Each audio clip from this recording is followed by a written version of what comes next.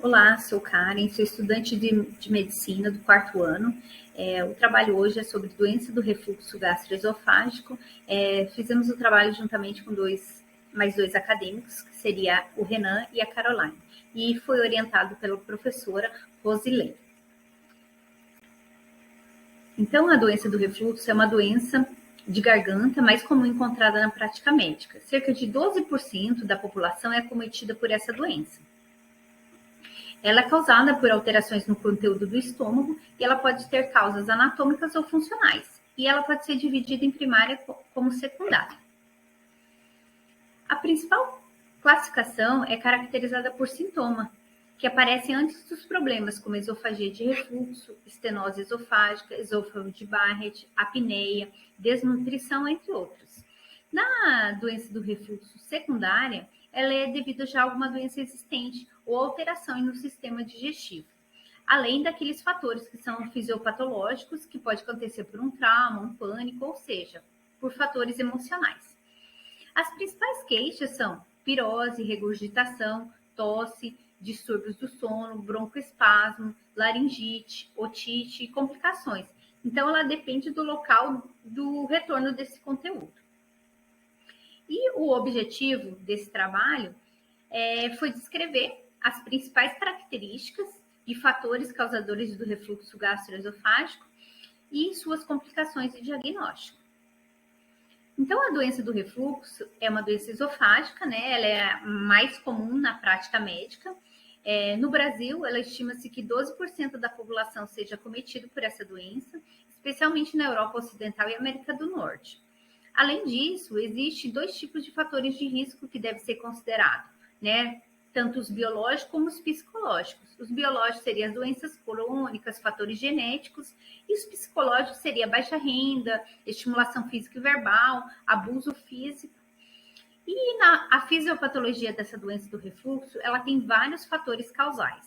Isso porque a garganta é um órgão acometido pela doença do refluxo gastroesofágico e, como a fisiologia normal, é uma defesa contra os efeitos nocivos causados pelo conteúdo do estômago. Esses tais fatores responsáveis pelo processo patológico são o ácido clorídrico, a pepsina, os sais biliares e as enzimas pancreáticas, que devido ao refluxo gastroesofágico, eles acabam atacando a região no estômago.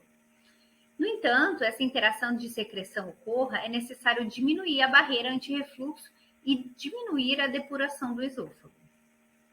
Então, a doença do refluxo, o paciente apresenta o que ele faz? Um relaxamento temporário do esfíncter esofágico inferior ou a pressão do esfíncter esofágico inferior em repouso, levando a esse refluxo.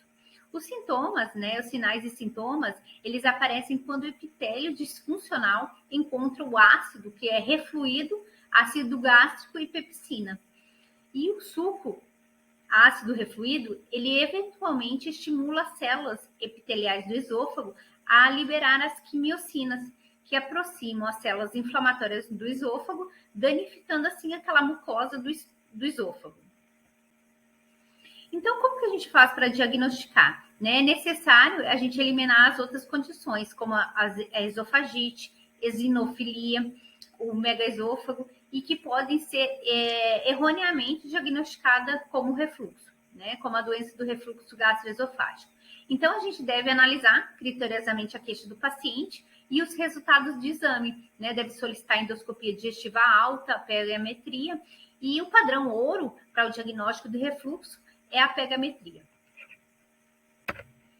Então, diante da análise em questão, consideramos que a doença do refluxo, ela resulta da disfunção do esfíncter esofágico, causando assim o refluxo do conteúdo estomacal para o esôfago, causando essa dor e essa queimação. O refluxo prolongado, ele pode causar esofagite, a estenose e a metaplasia. Então, o diagnóstico é principalmente clínico. Exames complementares, como eu falei, a endoscopia e a pegametria, eles são utilizados caso necessário. O tratamento, ele envolve o quê? Mudança no estilo de vida, supressão ácida, né, com os medicamentos que são os inibidores da bomba de próton e, se necessário, a intervenção cirúrgica. Muito obrigada.